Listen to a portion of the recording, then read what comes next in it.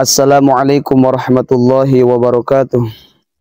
Hamdan syukron ala ni'matillah wa usalli wa sallimu ala rasulillah Sayyidina Muhammad ibn Abdillah wa ala alihi wa sahbihi wa man tabi'ahu ila yaumil qiyamah.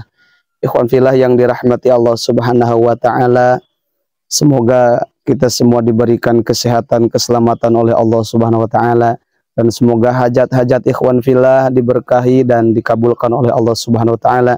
Dan tolong doanya untuk saya untuk melanjutkan pembangunan pesantren ini dan ingin mendirikan, membangun masjid, dan semoga hajat saya juga dikabulkan oleh Allah subhanahu wa ta'ala. Ikhwan fillah yang dirahmati Allah subhanahu wa ta'ala, Rasulullah bersabda, likulli bani adam khata'un wa khairu khata'iha at-tawwab.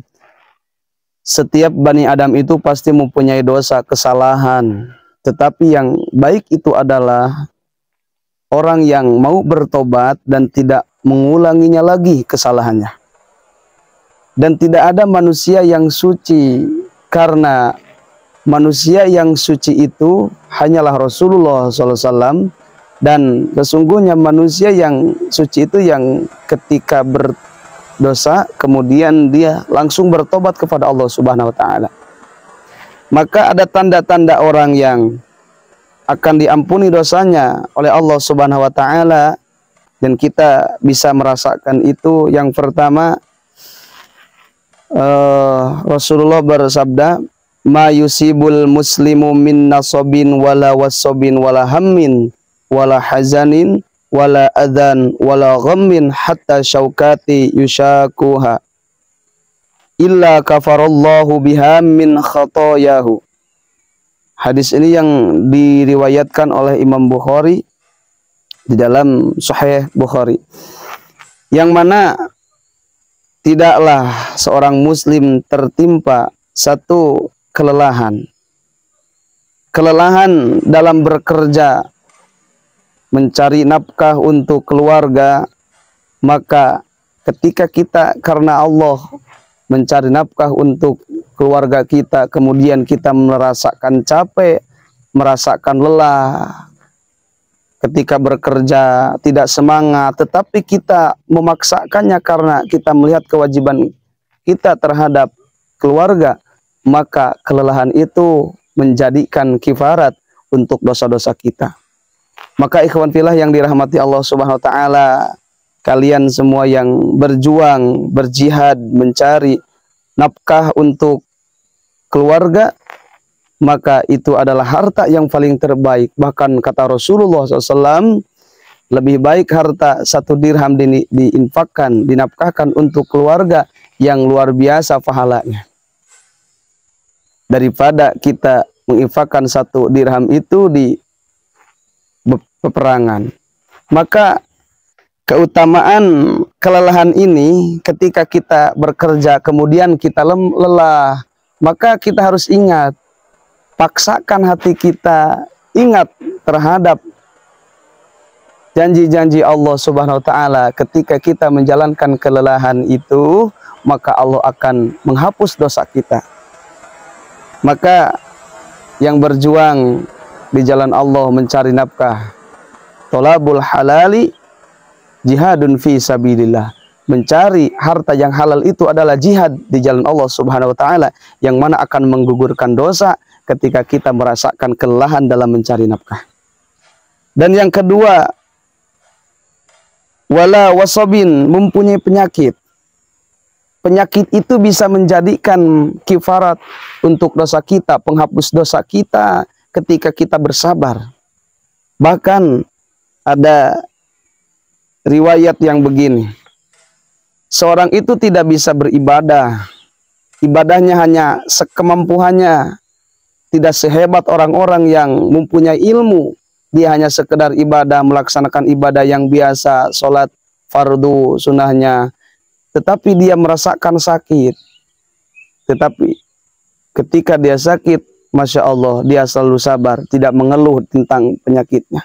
Maka ketika dia wafat, maka dia terkejut karena melihat pahala yang luar biasa, dosanya luar biasa banyak, tetapi ketika di akhirat dia melihat pahala yang luar biasa. Sehingga dia bertanya, ya Allah, ini pahala apa ini? Ini pahala siapa? Itu adalah pahala untukmu. Aku tidak pernah merasakan atau mengamalkan amalan yang luar biasa.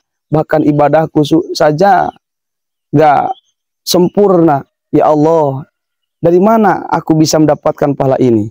Maka kata Allah Subhanahu wa taala, itu adalah pahala kesabaranmu di dalam menghadapi penyakitmu. Maka kata orang itu, ya Allah, jika aku tahu bahwa pahala sabar dalam sakit itu seperti ini banyaknya, maka aku akan meminta ketika hidup di dunia seumurnya mendapatkan penyakit. Na'udzubillah kalau kita minta penyakit ya, tapi kita minta kepada Allah untuk sabar dalam menghadapi penyakit itu. Bahkan di dalam Al-Quran dijelaskan dalam surah Al-Baqarah, A'udzubillahi minasyaitonirrajim. Bismillahirrahmanirrahim. Walanabluwannakum bisyai'im minal khawfi wal ju'i wa naqsim minal amwali wal anfus was samarat wa basyiris sabirin. Wal anfus, akan diuji oleh Allah dengan dirinya, penyakit banyak, makan gak enak, itulah ujian dari Allah. Walhamin, yang menjadi penghapus dosa itu ketika kita merasakan kekhawatiran. Kekhawatiran kita. Tetapi dalam perasaan khawatir kita, kita memaksakan untuk tetap berjuang di jalan Allah. Duh, khawatir ketika saya menyekolahkan anak tidak akan tamat. Khawatir ketika saya mengirim anak saya ke pesantren, takut gak bisa terbiayai. Tapi ketika rasa khawatir itu dilawan dengan yakin bahwa Allah akan memberikan rezeki kepada kita, maka rasa khawatir itu menjadi sebab kita diampuni dosa. Itu tandanya kita diampuni dosa oleh Allah Subhanahu wa ta'ala. Wala hazanin. Dan yang keempat, yang menjadikan penghapus dosa itu ketika kita merasakan kesedihan. Kesedihan apa? Bukan kesedihan karena kita disakiti oleh pacar kita, oleh tetangga, bukan. Tapi kesedihan ketika kita tidak melaksanakan perintah Allah Subhanahu wa ta'ala. Ketika kita berdosa, hati kita sedih. Ya Allah, kenapa aku bisa berbuat seperti itu? Ya Allah, aku sedih sekali ketika aku berbuat seperti itu. Nah, maka orang yang merasakan kesedihan karena dia telah durhaka kepada Allah Subhanahu wa ta'ala, ingat, maka kesedihan itu menjadi tanda kita diampuni dosa oleh Allah Subhanahu wa ta'ala. Asal sedihnya di dalam hati benar-benar, karena hati itu tidak bisa dibohongi. Jangan sedih hanya di mata saja, terlihat air mata, bukan. Tapi kesedihan yang benar-benar dirasakan di dalam hati, sedih luar biasa, karena kita sudah berbuat dosa kepada Allah Subhanahu wa ta'ala. Yang kelima, yang terakhir, tanda Allah mengampuni dosa kita itu adalah gangguan. Wala adan, dan gangguan. Gangguan apa? Ketika kita sedang berjuang di jalan Allah, ada saja yang mengganggu. Ketika kita sholat, ada saja yang mengganggu. Contoh, kita mau melaksanakan sholat, kata istri, Bapak, sini ambilin itu dulu ya ke pasar. Itu gangguan. Ketika kita melawan gangguan itu, maka Allah akan mengampuni dosa tersebut. Ma, bentar dulu, Bapak mau sembahyang dulu. Nanti setelah Bapak sembahyang, Bapak ambilin ke pasar. Ya seperti itu. Maka ketika kita melawan gangguan-gangguan itu adalah menjadi tanda dosa kita diampuni oleh Allah Subhanahu wa ta'ala. Karena setiap ibadah itu pasti ada tantangan dan rintangannya. Ada gangguan-gangguannya. Karena ibadah itu menunjukkan membentuk akhlakul karimah pada diri seseorang. Maka tanda yang kelima ini yang sering kita rasakan, diganggu ketika kita mau mengaji, tetangga kita yang mengganggu, ibu-ibu jangan dulu ngaji ya, bantuin saya mau masak, ada hajatan. Itulah gangguan ketika kita mau beribadah kepada Allah Subhanahu wa taala. Maka gangguan-gangguan itu ketika kita bisa melawannya, itu akan menjadi asbab kita diampuni dosa kita. Dan itu tanda bahwa dosa kita diampuni Allah Subhanahu wa taala. Kita ulang lagi, yang pertama adalah lelah. Rasa lelah itu tanda diampuni dosa kita ketika kita bisa melawannya. 2, penyakit, khawatir, kesedihan, dan yang terakhir adalah gangguan-gangguan.